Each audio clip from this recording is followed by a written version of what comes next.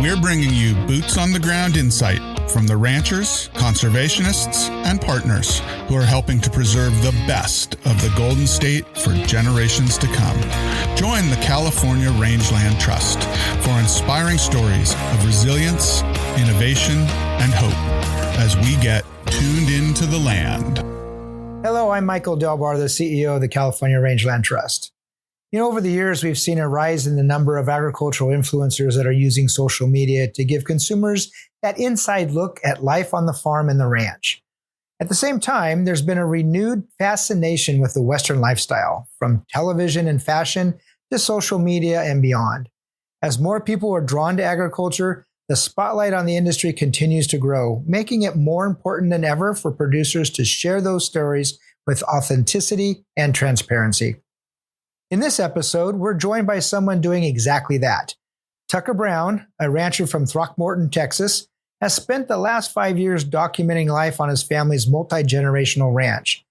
His behind-the-scenes look at the cattle industry has grown an audience of more than 211,000 followers on Instagram and opened doors to speak on national stages, including the NCBA CattleCon convention, and he's also attended 2 events at the White House over this last year.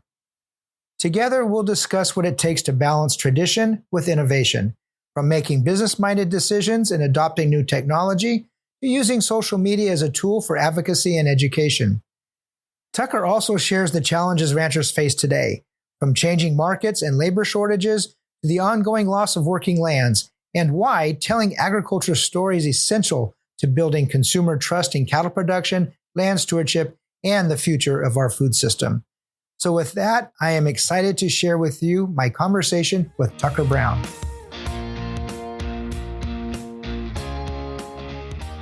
So with that, it's my pleasure to welcome Tucker Brown to the podcast today. Tucker, how are you? How you doing? Well, honored to be here with you. Thanks for allowing me to be on. Well, we know your schedule is extremely hectic, and being able to squeeze us in means a lot to us.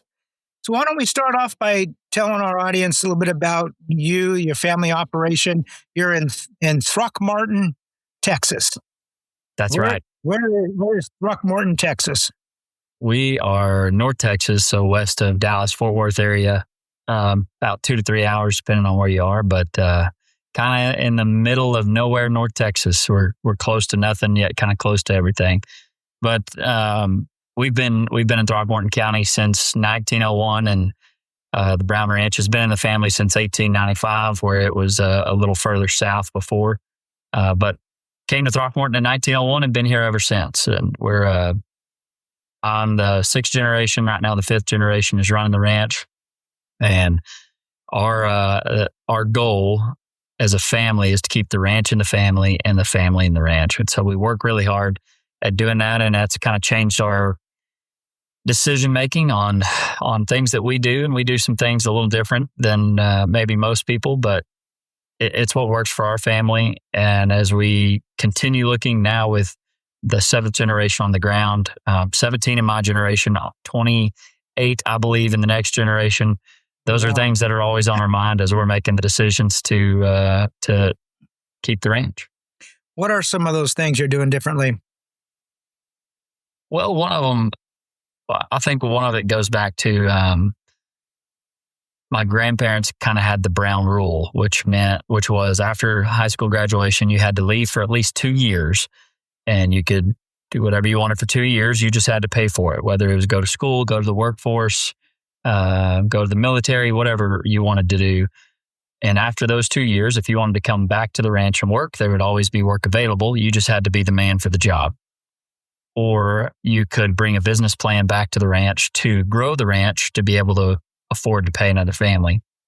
And I believe because we have so many of those coming back, bringing business plans, it's made us a family of entrepreneurs that is really looking to add value in a place that already has a lot of value, that's built it over time. And it's also made us not afraid to fail, because many of the first plans that come back tend to fail. But in just working and trying to make it work, trying to add value to pay for another family is pretty neat to watch. And it's also, cool to watch somebody come back to the ranch, a cousin, a family member come back to the ranch and find their place to add value. And my brother, his is on the horse side. He's a talented a talented horse trainer. And he's getting really hard for me to make fun of as a brother. It's my job. He keeps winning shows. He's getting hard for me to make fun of. And for me, that's been marketing, doing some social media, doing some hunting, a beef business, and then I work on the cattle side. And so my brother and I, we work pretty well together. He needs some cattle to work his horses, and I need some horses to work my cattle. And so we've been, I guess I've been back almost 10 years now, and he's been back 6 years. Okay. Now your grandparents, R.A. is your grandfather. Do I have that right? Yes, Rob Brown typically goes by Rob. So we lost Rob and Peggy this year, in the past year, and as it kind of knew it was coming, didn't make it any easier for us. But what was really neat is our family gathered that last time. It was kind of the passing of the torch. It was like, man, every time we met, it was because of them, and everything we kind of have right now is because of them. And so it was really cool as we talked through that, and it's like, well, if we still want to work together, if we want to meet together and get all of our families together, it's up to us now. And so having that torch passed has been special, and we have some really big shoes to fill. But how do you balance tradition with today? You know, you're coming back to the ranch. As you mentioned, you bring new ideas, new proposals, business plans. How do you balance the future, today and the future, with the traditions of yesterday, the traditions of your grandparents? Good question. I think it sounds a little less romantic, but we are a family business, is what we call it, and we love the lifestyle, but we are a business first, and we can't live that lifestyle if we don't treat it like one. So I think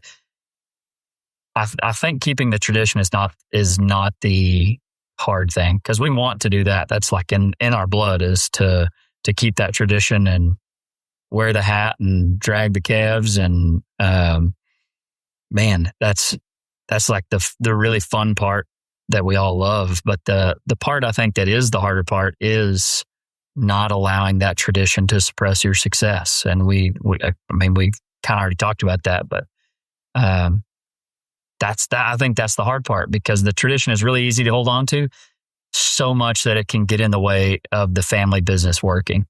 And whenever we look at it like a business, and we're able to look at the ranch as black and white as we can through a business mindset, through how much money is this making, how much money is this losing. And I think that really helps us. Kind of hold that tradition in check whenever we can show how much we're making, how much we're losing. Is it due to tradition, or is it due to a new technology coming in? I think that's really where it helps us.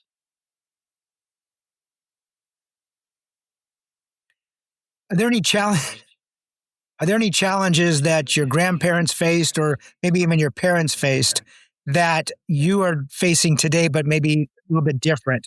And how do you deal with those differently today? Oh man, making me really think today. I think some of the challenges that my grandparents faced were just the really fast changing pace of new technology, which is something that we have the exact same thing today. But I don't know, with the amount of volatility that our market has today, as far as the beef industry, that the cattle market has today, I think is really different relative to what our grandparents, that my grandparents had to deal with. Theirs is very much up and down, like 10-year cycle, and that's what they knew, and they could plan for that pretty well. But with the volatility we have today, the market protection is probably more important than it ever has been before, or at least being able to market yourself or know someone who knows how to protect your market.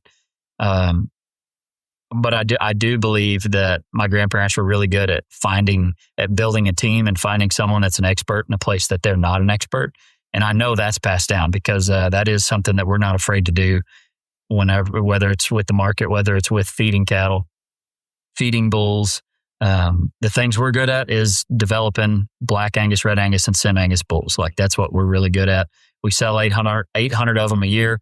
And if we can stay in our lane and do what we do best, we can have other experts help us in areas where we're not experts. And we don't want to spend more of our time in a place where we're not the most efficient. I think my grandparents were really good at that.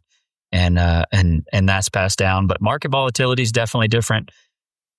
The screwworm coming back, kind of hard to say what that looked like.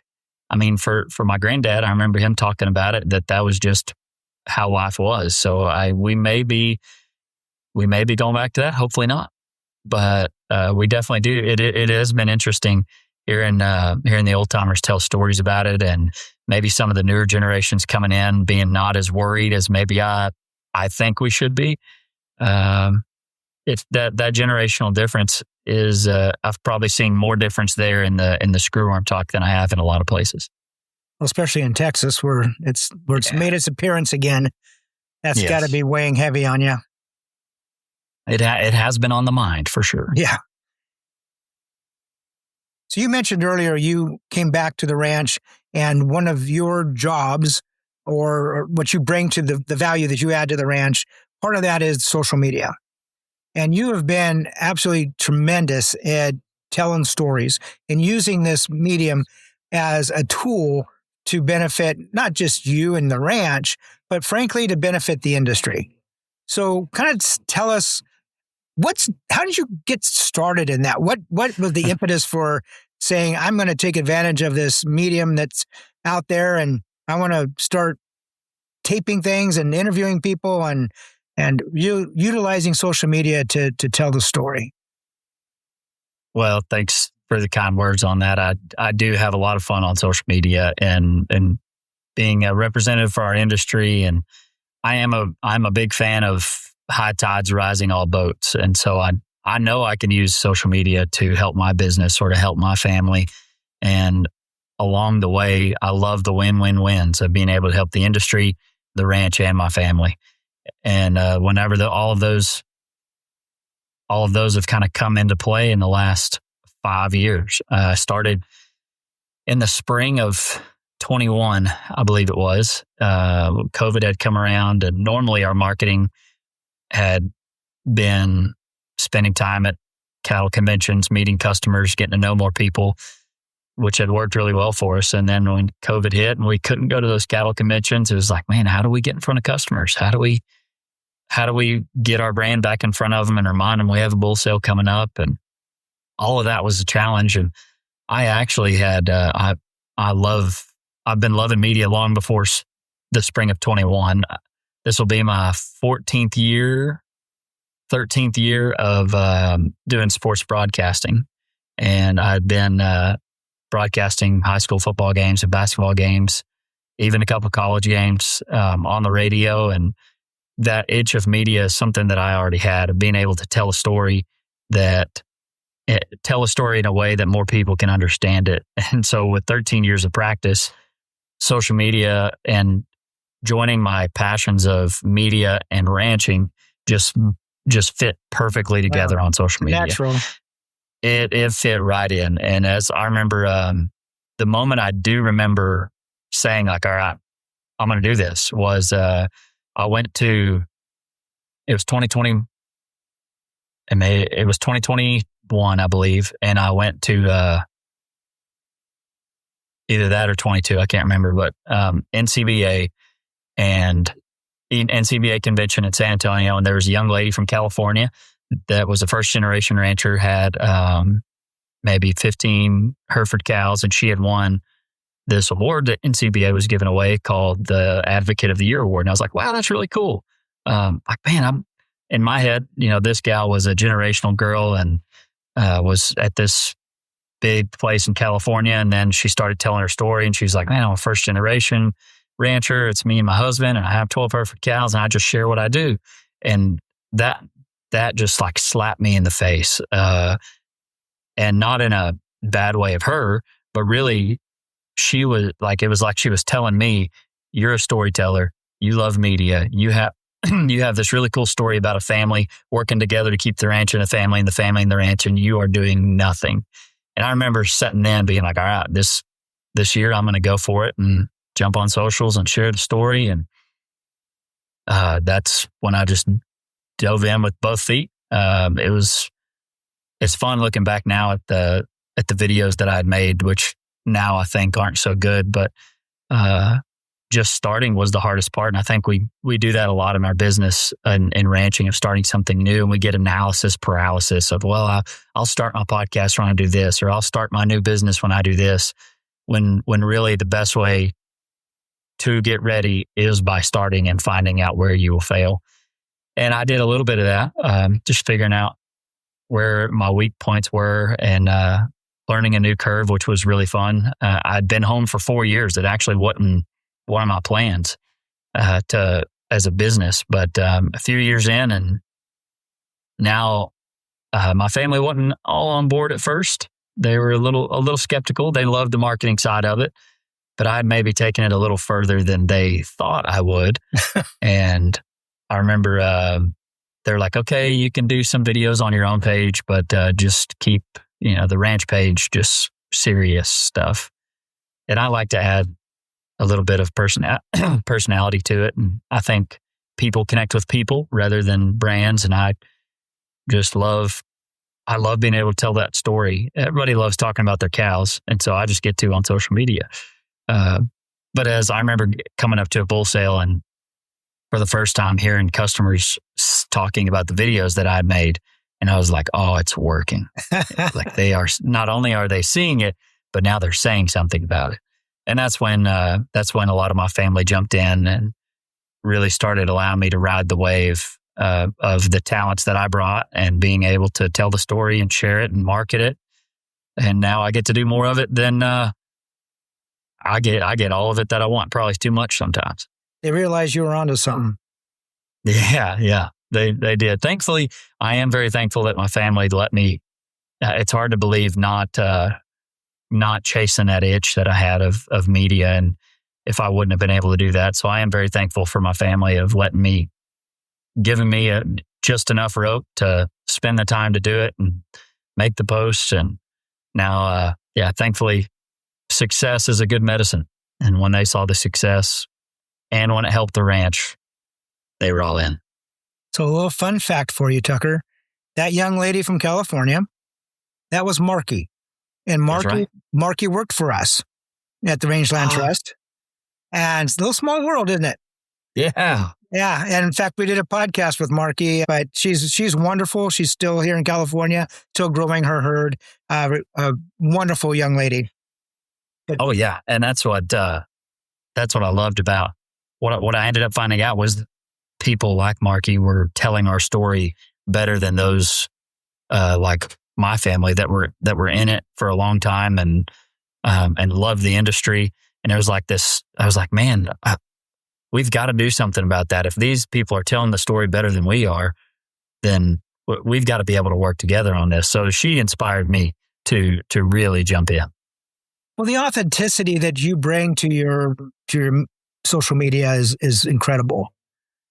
So how do you decide what stories to tell, what to talk about? Obviously, there's glamorous parts, I guess one could say, of the industry and less glamorous parts of the industry. How do you balance that? Oh, that's a good question.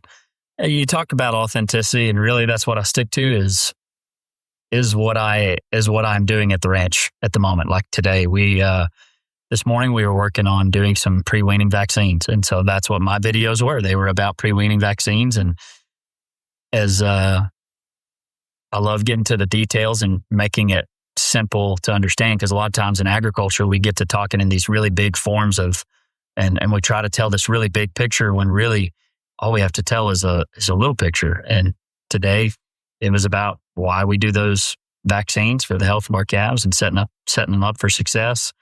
And that helps me stay authentic because I'm doing the job. All I have to do is describe it.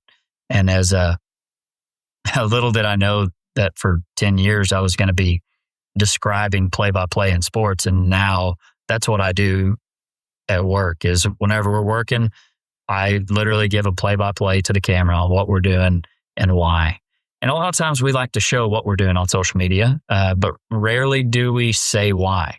Whenever people see us palpate, we're preg checking our cows. What our consumers see is they're like, man, why are they putting their arm there in the cow? And we forget to say why we do that. And I truly believe agriculture doesn't have anything to hide. And if we're doing something wrong, we've been really good about fixing it. And so I really believe we have nothing to hide. So when the truth is told, agriculture wins.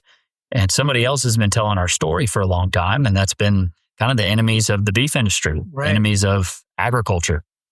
And with the cowboy kind of being cool again, people are wanting to get back in touch with that. And we just got to give them the opportunity to do that. And they're not going to find us in Dallas. They're not going to find us in Atlanta or in San Francisco. And they're not coming to Throckmorton. So social media has been that avenue for me to connect to those people. Showing the truth, being out there, really showing what's going on has its advantages. It's educating the consumer, your audience, as you mentioned. But I'd imagine at some point you get some blowback for that. Somebody that just like, wait, why are you doing that? Why are you putting that hand up there? It gives you an opportunity to correct misconceptions. How's that been? Have you had any interesting conversations or feedback where and accomplishments of changing that mindset? Yeah, I think so. I do get a lot of hate comments. I remember kind of being scared about the hate comments because I love people and I love people love me. And I remember asking a buddy who also does this, who's really good at it. And I was like, dude, what do I do about these hate comments? And he was like, who are they from? And I was like, well, I don't know them. And he said, are they in agriculture? I was like, well, some of them are, but most of them probably aren't. And then he said, okay, well, who are the people you're trying to reach? And I was like, some in agriculture and some consumers. And he was like, so the people you're trying to reach are asking you questions and kind of hating on you a little bit. He's like, that's a sign of success. You're reaching the people you want to reach. And I was like, oh, so I had that swap of mindset that really more inspired me. It's an opportunity to correct it, just like you said, an opportunity to really tell the truth of why we're doing it. Because I do get some of those comments, and some of it is from within the ag industry, which is one of my pet peeves of ranchers kicking down ranchers. It's like, man, there's not enough of us under this tent to be fighting with each other. We're going to have to be working together here with this uphill climb that we have. So it goes back to telling the truth. I mean, whenever I just get to say why, and whenever I can respond with data and facts rather than emotion, that's when I can really start changing minds. I doubt I think it's rare that I change minds of people who comment, but I do think I have an impact on people's mindset who read the comments. That's where I really think I have the opportunity to change people's minds, or at least make them think a little bit. Because I'm a very logical person. I'm driven by data, and I like to share that data. My decisions come from the data that I know. And whenever I can share that rather than share with, respond back maybe a little emotionally or negatively, which I have done as well. But rarely does that ever change minds. But whenever I can just share the truth, like, dude, this is my opinion, and here's why it's my opinion. It's because this data says this. Or, why did I rope that calf? Why did I rope it? It may have choked it for just a little bit. But if I don't do that, that calf dies of pneumonia. And I would rather give it a little bit of stress, a life-saving antibiotic, than leave it and let it suffocate. That's the story that we forget to tell. We show the roping. We show that part. That part's fun. But we forget to tell the story of like, if I didn't treat that calf, Right. he's going to die. So we have this really cool story to tell. And when that whole story is told, agriculture wins. That's the part where I probably have the most fun. Now, and I've explained the same thing, and when I will comment often, and just draw attention to misinformation. And I'm not going to change someone's mind. I know that, but it's that reader that is indifferent that reads it and goes, okay, wait a minute. There's another side to this. There's more information out there. Maybe I should find out what that is. And that's, I think, is just as important as those who are, they're thinking emotionally and not factually, scientifically, they're not going to change their minds. But it's that casual reader that knows that there's another side to this. That's important. Exactly. So Tucker, getting on social media and telling your story, you're really taking on the role of an educator.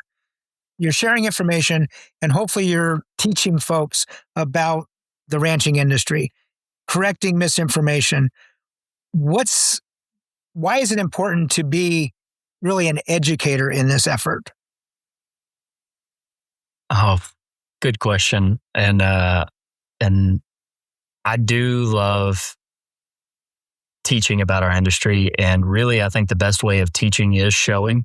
But in an industry that is having some labor trouble, or having skilled labor, finding skilled labor being very difficult, not only is educating our consumers going to be really important, but educating our next generation of workforce is going to be really important.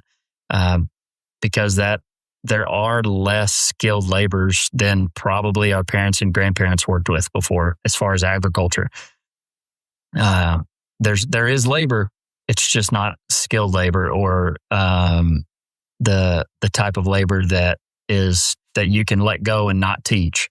So I think that teaching is going to be extremely important going into the next 20 years, because we're going to have to teach them how to take care of the cattle, how to work on the equipment, and being able to educate that consumer at the same time is what I love to do, because I believe just showing what we're doing is a great form of education. Because sometimes we do like to get on our high horse, talk about how hard we work, and talk about how cold the nights are and how hot the days are. And really, they just want to see, I think sometimes they get tired of hearing it and they want to see it. And so social media gives you that opportunity to really be a great form of education by showing exactly what we're doing, how we're caring for that sick calf, how we're riding our pens, how we're protecting that wildlife habitat that is allowing that ecosystem to really work. All of that being extremely important and sometimes kind of hard to teach, but being that educator is going to be important for the next 20 years. And there's just so much that people don't see, especially from the road. Yeah. What advice would you have to other producers that want to tell their story? Anything that you would give them, any advice you give them to help guide them? On the advice part, I think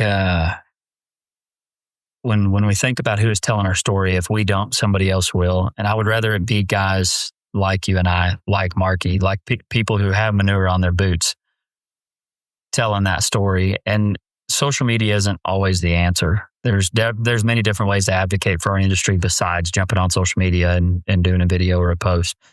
Getting involved at the local, state, and federal levels at cattlemen's associations or different advocacy things. But on social media, really, it's not. Most of the time, people think of dancing or lip syncing or a skit, and I think the best way to advocate is really just show them what you're doing and why. Whenever we're feeding bulls out of the feed truck, doing a video in there saying that you're feeding bulls and what that feed is and how many times a day, and you'd be surprised at how many people don't realize that we feed them 2 times a day if they're in the yard. And you'd be surprised how many people think saddling a horse is really cool. You'd be surprised at how many have never seen a baby calf. Those little things that we think are so everyday to us are really cool to the rest of the world, the rest of the U.S. And so it doesn't have to be difficult. the analysis paralysis can make you not do it, but it's not live. You can edit it, make yourself look good no matter how many times you mess up. But I love especially during calving season, like here's a new calf. This is its sire. I'm really excited to see how it grows. Everybody loves baby calves. Like it's so fun to share. But even the not so fun stuff, like whenever a sick calf doesn't make it, like I don't mind sharing that as long as we share it correctly in a way that, because we don't like it. And we don't like when that happens. Our work is to prevent this. And that's where we can show why it's important that we check them weekly, daily for health. And it's important to have these antibiotics. And when you start speaking in those simpler terms and remembering who our audience is, who's eating beef, who's wondering about this, I think that's the mind shift we have to have. Rather, you're not making this video for your neighbor who's been ranching his entire life. You're making the video for someone who's never seen a baby calf before. And once you have that mindset change, it becomes a lot easier. And I went to college at Lubbock Christian, which is not an ag school. It's a D2 Christian college. And I loved my time there, but it absolutely changed my mindset on what people knew about agriculture. It was in Lubbock, Texas. I thought everybody knew more than cows, sows, and plows about agriculture, but turns out they don't. And they're really curious and they want somebody to ask. And so if anybody's thinking about trying it, like I hope you do. And you have to do it I think if you posted once a week about what you were doing that day on the ranch, you did that for 6 months for once a week, one video a week or one post a week, you'd be surprised at the people you reach. Well, you're opening the gate to consumers. You're showing them what's going on the ranch. They don't have the opportunity to actually walk on that ranch or any ranch for that matter. But they're giving them that view as if they did. And that's so important. You're showcasing those stewardship practices that you all are doing. And people make assumptions, again, the story being told for us, but being able to see it through a computer screen, at least, or a phone screen, that, hey, no, look, this is what's really happening out here. This is why we're doctoring a calf, and this is the ramifications if we don't. And those stories are so critical. And you've done such a great job at broadening these audiences and telling those stories. So great that you've had a chance to go to 1600 Pennsylvania Avenue a couple times. That's pretty cool. And then I actually met you. Well, you wouldn't remember, but I did hear you at NCBA, National Cattlemen's Beef Association, several years ago. You were a panelist. And then I got to actually see you at the big, beautiful breakfast at the end of June with USDA Secretary Rollins. And you made a comment to me that I thought was rather cool, that you got invited to the White House earlier this year, and you told your wife, "This is pretty awesome. What a great experience. I'll never get to go back." And then lo and behold, you're back. So what was that like? Not many get that opportunity twice, much less once, to go to the White House, showcase yourself and the work you do on behalf of the ranchers in the country. Yeah, well, I'll tell you, it was quite humbling. Trying to figure out in a room full of people who are great leaders for our country, great leaders for our industry, and then putting a foot in a place where I can't say I'm extremely knowledgeable on politics, especially once it gets outside of agriculture. I do keep up with it enough to know who I want to vote for and who I want to lead our country, and lead at state levels and local levels. But once just being in those rooms and talking to different representatives and being like, man, these are people who are involved every day and I don't know a thing. Like, what am I doing here? I was super humble. But again, you're right. It was really cool to be able to represent the ranch, represent the industry as a guy who does work it every day. I remember thinking like, oh, I wish more people who had manure on their boots could come up here and be able to talk and tell our real problems that we're having. It goes back to the deal that if we don't tell our story, somebody else will, or they won't even know our story.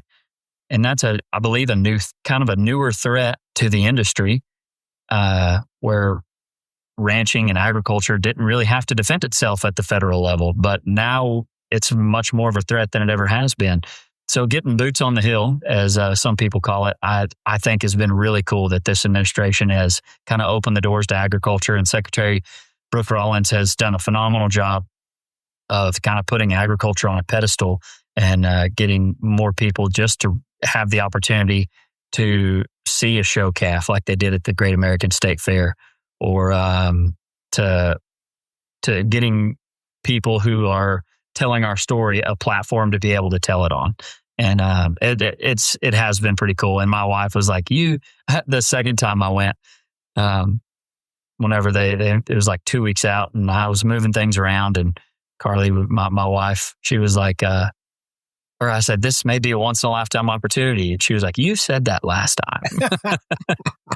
But it was a really cool opportunity. And I have gotten some hate for that, whether for people who may not agree with this administration, saying, how could you go up there and do that? You're not even a real rancher anymore, and which is okay. But I think the best thing, the most important thing I could do for ranching is protecting ourselves and telling our story. So no matter who the Secretary of Ag was, no matter who the president was, I think that's a place that ranchers should go when invited to be able to represent ourselves and be able to tell our stories and tell the problems that we have, because they won't see it in DC. They've got a whole lot of other things going on. And if we, it goes back to, if we don't tell them, nobody else will. Well, if we let our personal politics get in the way of what's best for the industry, what's best for what we do, then we're really missing out. Regardless of who the occupant is of the White House, if we have an opportunity to meet with our leaders of this country, tell them what our successes are and what our challenges are, because those way outnumber the successes, we're not going to get any changes. But if we have someone that's willing to listen and work on making our industry better, why would we not take that opportunity? Anything totally short agree. of that is simply short-sighted. Yeah, I totally agree. And that's the kind of hate that doesn't bother me anymore. Social media has definitely given me some thicker skin, but it's also I do think it's a sign of some success, because not everybody's going to agree with you, and once you become, I guess, important enough for someone to tell you you're doing it wrong, it's been challenging, because now the players that are maybe given a little bit of hate also have some success themselves, and that's been challenging. But I also think that comes with the territory, and with a platform like this comes the responsibility of telling the truth, even if it does hurt some feelings.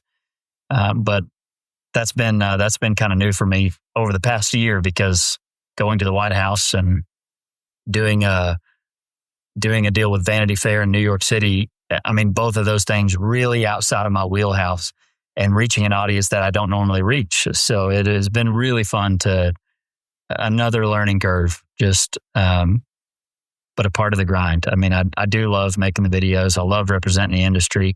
I can't say I see myself in politics, but I've also been to the White House more in the past 2 months than I ever have been. So how do we keep the industry on the national stage? How do we keep the attention that we're getting now in the future? Because it's been really, really strong and real good for us. But how do we keep it going? That is such a good question. We know this administration isn't going to last forever, right? We know that their time is going to end, and that Secretary Rollins, who's done such a great job of being just standing for us, and some other members of that administration that have really brought agriculture in there, they're not going to be there in a couple of years. And so I do believe we have to plan for that. And that starts at the local level and state levels, and having those guys that are going to be living in DC as senators, as congressmen who are representing our area. That's definitely going to be a part of it. But being a part of the solution, I think, is the important part. And in agriculture, sometimes we can sit back, and I know we want to stay on the farm and on the ranch, on the place that we love, but being a part of that solution and being a part of associations that are standing for us is extremely important. Especially, I believe in them now more than ever after going up there and seeing the threats that agriculture has, and the threats to the industry, the threats to the people who are representing us. The last 2 months have really opened my eyes to the enemies that I have not seen before. So super thankful for those for those associations who do stay up there so that I can stay on the ranch and do what I love. But I do believe that being a part of that solution is going to be huge for the years to come. So everything that you've seen, not just the last couple of months, as you just said, but even leading up to that, how optimistic are you about the future of the ranching industry in this country? I definitely think we have some challenges ahead, but as far as a rancher, I have no reason to not be optimistic. We have, especially in the beef industry, we have a product that demand is at an all-time high. We are at supply lows at the moment, so in the near future, things do look really good. If you already have the cattle, things look good, and it's a time where we can fix the business up, prepare it for the next generation, fix some barns, pay off some trucks, make the land payment. All of those things are important because we know the market's not going to stay like this forever. But as far as ranching, I think we have the uphill climb of continuing to tell our story, and that we're losing grazing and farming land really fast. And it's kind of alarming when you hear the numbers. And in Texas, over 1,000 acres a day are being pulled out of grazing and farming to whether that's going into, most of it's actually going into urbanization. I know that AI data centers, wind farms, solar farms do get the finger pointed at them, but urbanization is the biggest factor in taking that land up. And so we do have some challenges ahead. We have to be more efficient on less land. So new technologies come in, I think, are going to be used more and more all the time. But I don't think ranching's going anywhere. I'm not afraid of that because I know food security is national security. Thankfully, our country believes in that. And so being a person developing that food, raising that food, working on soil is going to be here for a long time. So you mentioned the loss of ag land, and obviously that's what California Rangeland Trust tries to do is stave that off. In California, we're losing 47,000 acres a year. And as you mentioned, in Texas, it's 1,000 acres a day. Our sister organization, in a sense, is the Texas Agricultural Land Trust. My good friend Chad Ellis runs that out there and is doing an amazing job of trying to protect those working lands in Texas and Oklahoma and us out here in California and Nevada. So trying to stave off the loss of these lands, not only for that food and fiber production and the food security that goes with it, but it's that culture that we've talked about, Tucker, and all those ecosystem benefits that, that wildlife habitat, that open space, the clean air, clean water, all those benefits. It's all because of the stewardship that landowners like you are doing day in and day out. And that's what organizations like Rangeland Trust and Texas Ag Land Trust are doing everything we can do to protect and preserve those working lands and everything that goes with them. Yeah, I totally agree. If for those who think that it won't happen in their state, I think that's an ignorant way to look at it because it's coming and people are moving to the U.S. and we have a whole lot more people to care for on a whole lot less ground. But I've spent some time in Florida where that land is leaving extremely fast, and those companies like Rangeland Trust and putting land in conservation easements to where they are protected. And I love the saying they use that cows keep Florida green, because without the cows, that land tends to go into concrete. And they also say that concrete is the last thing planted. And I'd also like that saying a lot because, when do you pull up the concrete and move it back into farmland? Like that's not a thing that happens. So we are in a place that is pretty interesting, and I'm super thankful for things like California Rangeland Trust that helps those ranchers protect their land, protect their areas, and cows are what keep the U.S. green. And we have, again, when the story's told correctly and truthfully, ag wins. We just needed the help to get it out there. So what advice do you have for that next generation? I think a lot of the things I hear about the next generation right now are that it's possible to buy land, impossible to buy equipment. And as a guy who's trying to grow himself, that's so hard. It is really difficult. And so I think the ones that are really going to make it are going to be the ones who do it in a little different way. Whether that's finding a landowner that wants them to manage it, I think it's going to look a little different for the next generation. It may not be land ownership. It may not be completely owning those. It may be a partnership. But with the way the land prices are and equipment prices, that's going to be the reality, I think.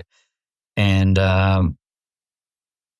that's tough. And for those who are trying to get in for the first time, there's a lot of ways to get in besides buying land and doing your own ranch. In fact, I would suggest not doing that first. I would suggest going and working for somebody else. Going and working at a feed yard is an amazing way to start. They are always looking for help. It's a great way to learn how to look at cattle, find sick cattle, and know how to treat them. And no matter where you go in the ranching world, that's going to be needed. And so you'll also learn to work on a lot of equipment whenever you're doing that. And again, no matter what ranch you go to, there's going to be equipment that needs fixed. And so those that are saying they can't get a way in, like, hey, I've got you. Go to the feed yard. I understand that may not be everybody's passion, but it is a great way to get into the industry. And with an industry being the ranching industry being one where they always say you got to know somebody. Well, go get to know somebody at the feed yard because then you'll be able to go about wherever you want to go after that. But that old American dream of buying land and starting your ranch whenever you want to, and that not falling apart is kind of outside of arm's reach right now. And you got to be really unique in the way that you do this, which I just got back from Texas FFA last week, and seeing all the young minds and the questions I got and all those that are so uniquely passionate about agriculture, I can't say I'm worried about the future. I think we've got a generation that loves to know where their food comes from, is willing to use technology and do things a little different. I don't think we're in trouble. I love it. And we, some of us here at the Rangeland Trust have close ties to FFA advisors, and we have some of those FFA students coming in and meet with us every year here. And it always blows me away that these young adults, I won't call them kids because they're not kids, they're young adults that may be in agriculture, their families may be, but most of them aren't. But their love and passion for the industry, for the agriculture industry, is amazing. And I loved hearing them. I love to talk to them. And I give them the same advice. Go out, meet folks. People, we all have to eat. And so feeding people is an industry that's going to be around forever. Totally agree. It is a good one to be in. Well, Tucker, thank you so much. I know you are extremely busy. You were working cattle today. You took a break to come spend a little bit of time with us and our listeners. That means a lot to us. The work you're doing is incredible. You're telling our story. You're telling folks what it's like to be in the ranching business, and the good, the bad, the ugly. You're out there telling it. And that is so critical. And the fact that you'd spend some time talking to the listeners of our podcast today, it means a lot to us. So thank you so much for sharing that with us. Yeah, thanks, Michael. Thanks for having me on and for doing the same thing with this podcast. Educating the consumers, educating other folks is we need it takes a whole lot more than me. So thanks for jumping in and being a part of the solution. Thank you. And we look forward to seeing you soon. Sounds good.